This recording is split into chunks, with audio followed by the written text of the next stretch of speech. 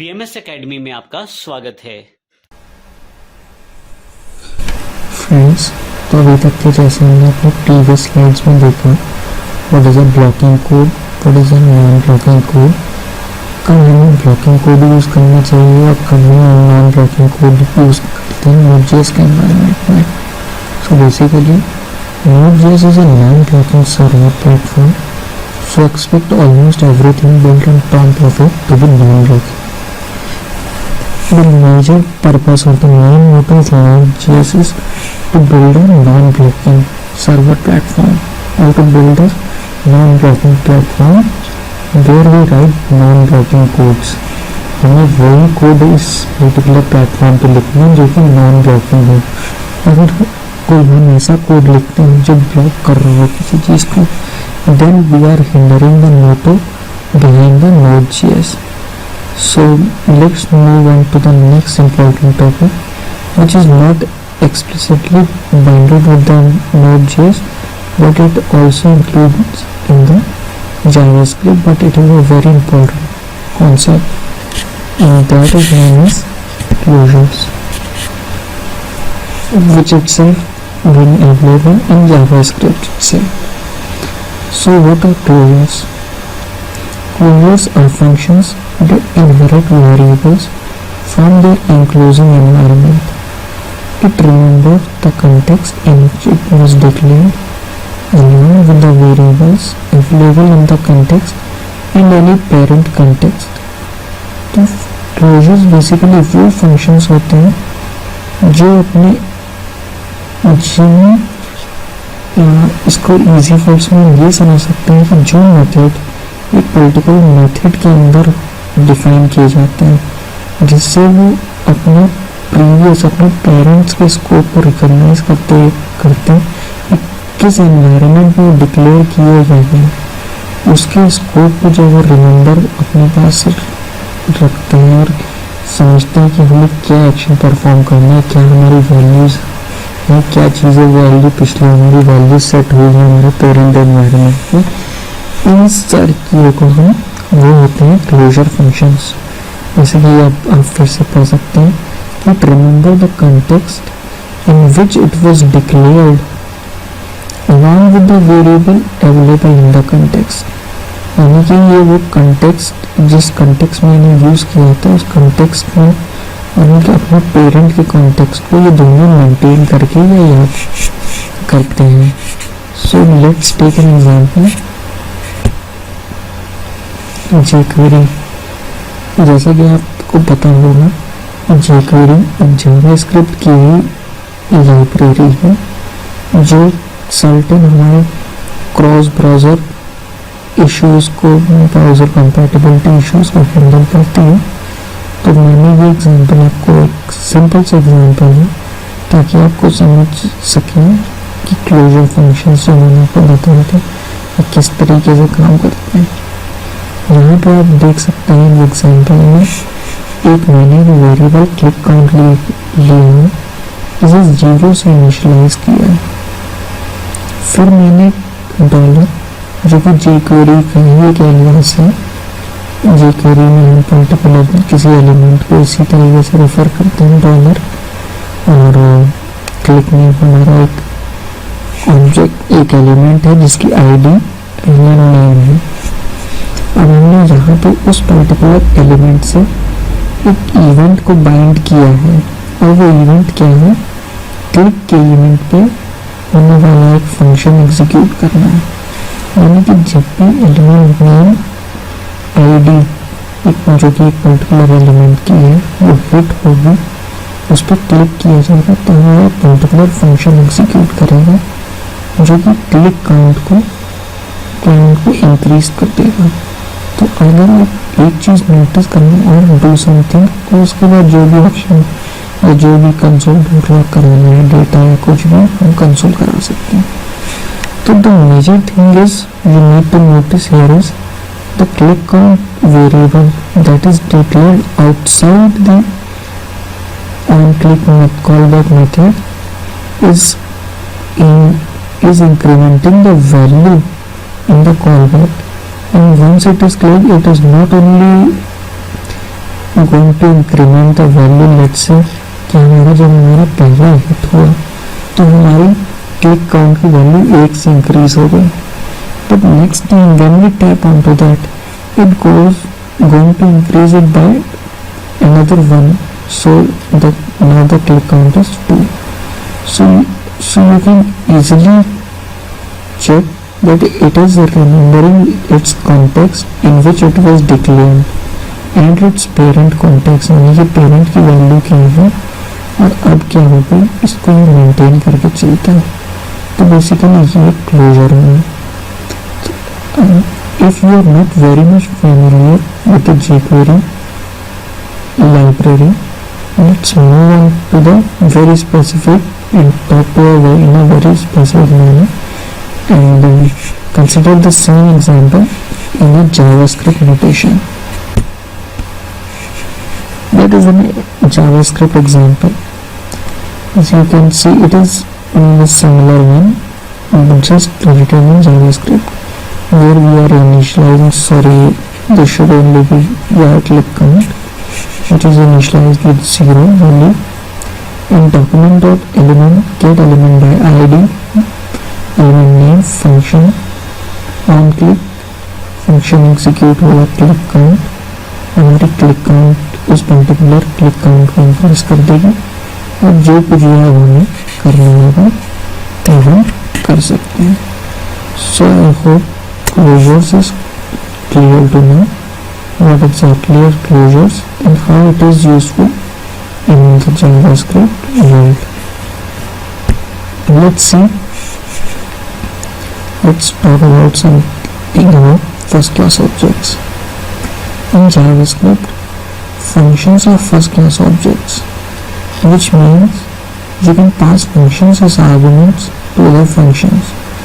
यानी कि जावास्क्रिप्ट में जो फंक्शन होते हैं वो फर्स्ट क्लास ऑब्जेक्ट होते हैं, जिसमें हम फंक्शंस को जिसमें हम एक फंक्शंस के पैरामीटर में हम पूरा का पूरा फंक्शन पास कर सकते हैं। In both example you assigned or passed a function as an argument to be executed later. The click handling function, your callback function, has every variable in scope at the point where the function is declared, which means that in this case it has access to the click count variable declared in the parent closure. अब हम इसको simple terms में पढ़ते हैं, line by line पढ़ते हैं कि in JavaScript functions are first class objects, which means you can pass functions as arguments to other function. जैसा कि मैंने अभी आपको बताया कि JavaScript में functions एक first class object होते हैं जिसमें फंक्शंस के पैरामीटर में पूरा का पूरा फंक्शन पास कर सकते हैं।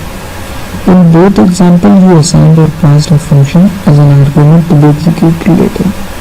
जैसे कि आपने दोनों ये एग्जाम्पल में देखा, हमने एक मेथड बनाया था jQuery में बटन के ऑन क्लिक पे, जिसके अंदर हमने एक फंक्शन पास पूरा का पूरा फंक्शन पास किया। एक मिनट हम फिर से देख लेते हैं। अब आप ये देखिए कि यहाँ पे हमने एक मेथड को कॉल किया, मेथड के जिसका ये इवेंट था, और ये एक फंक्शन ये कॉल बैक जैसे हम कह रहे हैं, हमने पूरा का पूरा फंक्शन यहाँ पे हमने पास कर दिया।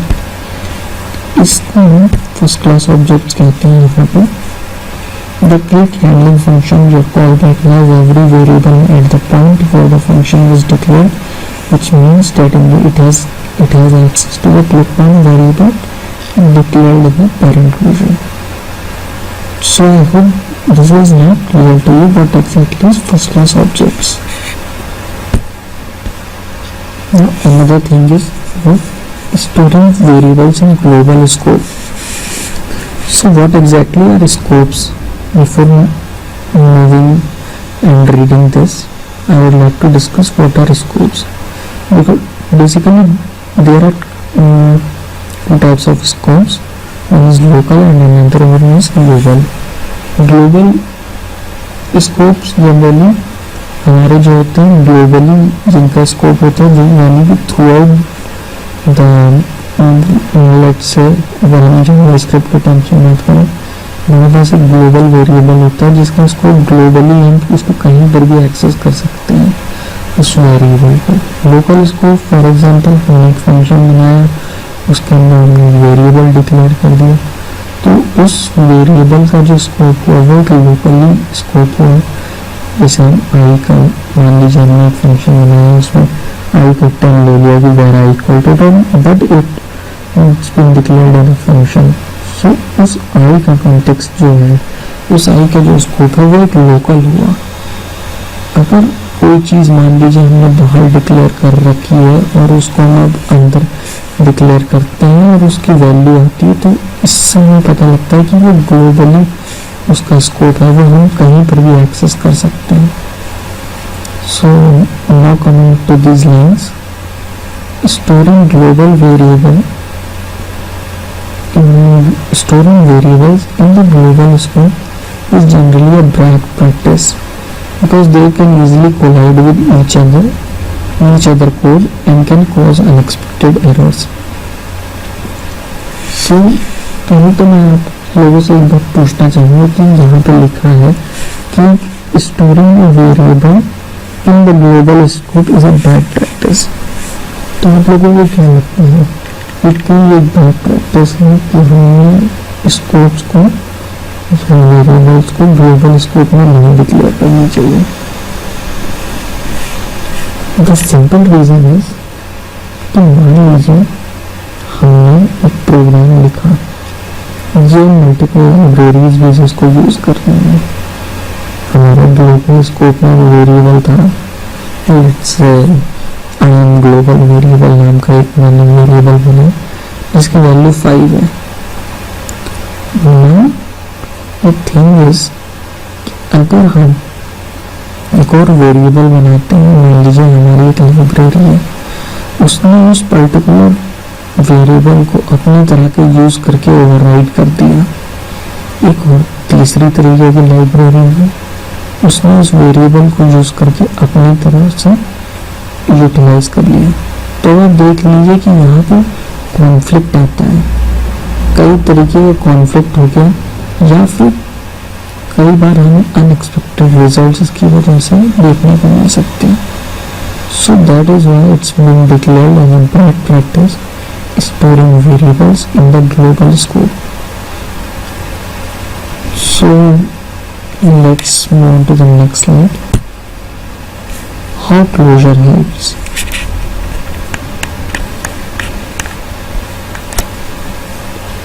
So in JavaScript, a function operates not by working in isolation, but by remembering the context where it was declared.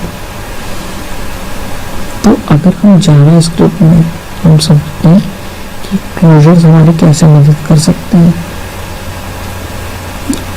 Closures में बेसिकली हमने जैसे प्रीवियस स्लाइड में देखा कि क्लोजर्स में हमें न सिर्फ वो अपना बल्कि अपने पेरेंट के कॉन्टेक्स्ट को भी मेंटेन करता है, उसको रिमेंबर करता है कि किस जगह पे कौन सा वेरिएबल हमने डिक्लेयर करा गया था, उसकी क्या वैल्यू होगा। Using the closure pattern in an event driven programming without having to maintain the state and passing it around the functions. हम इवेंट ड्रिवन प्रोग्रामिंग में भी क्लोजर पैटर्न को जनरली फॉलो करते हैं। जैसे कॉल बैक्स अगर आपने देखा, jQuery की एग्जाम्पल देखे, तो इस तरीके से हम, क्योंकि हम पिछली वैल्यूज़ को रिमेंबर कर सकते हैं, हमें एक पर्टिकुलर इवेंट फ्यूचर में परफॉर्म होना चाहिए, कौन सी वैल्यूज़ को कब मिलेगी, हमें उस पेरेंट के कॉन्टेक्स्ट से उठा के अपने लोकल कॉन्टेक्स्ट में लेना, इस तरीके की चीज़ों को हम क्लोजर्स के थ्रू, इसलिए हमें क्लोजर्स की हेल्प पड़ती है। So this is clear to you now. So this part of course is brought to you in my excelclass.com. So before finishing up the topic, I would like to throw some light about the key points what we have discussed during this course. So first one is event-driven programming is a programming style whereby the flow is determined by the occurrences of the event.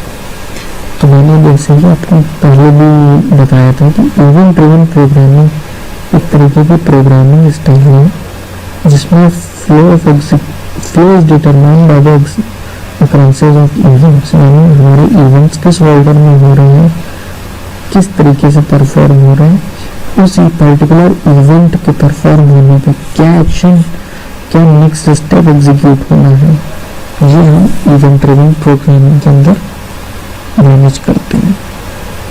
Programmers register callbacks to be used as event handlers for events that are interested in and the system invokes these handlers when those event occur. जैसा कि मैंने बताया कि event driven programming में हम कॉलबैक्स का use करते हैं ताकि once an event occur, what is the function to be executed that is going to handle the data being returned or being obtained once an event is fired. तो जब भी कोई एक इवेंट हमारा ट्रिगर होता है तो हमारा कौन सा फंक्शन एग्जीक्यूट करना है वो हम कॉलबैक एक लिखते हैं. So I hope this is second point is clear to you now. The third point is JavaScript is a powerful language which is well suited for this style of programming mainly because it has first class functions and closures. अभी हमने पिछले examples में first class objects हमने पढ़े कि first class objects क्या होते हैं. फर्स्ट क्लास ऑब्जेक्ट्स जब हम एक फंक्शन में पूरा का पूरा function as a parameter pass कर सकते हैं. और क्लोजर्स हमने देखा कि जो न सिर्फ अपने बल्कि अपने पेरेंट के भी एनवायरनमेंट या कॉन्टेक्स्ट को याद करके रखते हैं और उनकी वैल्यूज़ को उसी हिसाब से मैनिपुलेट करते हैं. तो जावास्क्रिप्ट बहुत ही पावरफुल लैंग्वेज है जिसमें दोनों फीचर्स प्रोवाइडेड हैं.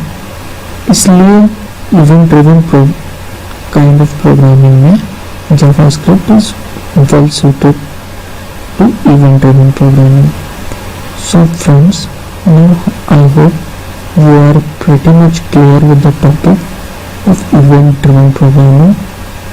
I would suggest you to Google more on this topic as it is a very important concept in Node.js because the core, the heart of Node.js is based on event driven programming. So I think this is over for now with the event driven programming, and I hope you understand the topic very well now. Thank you.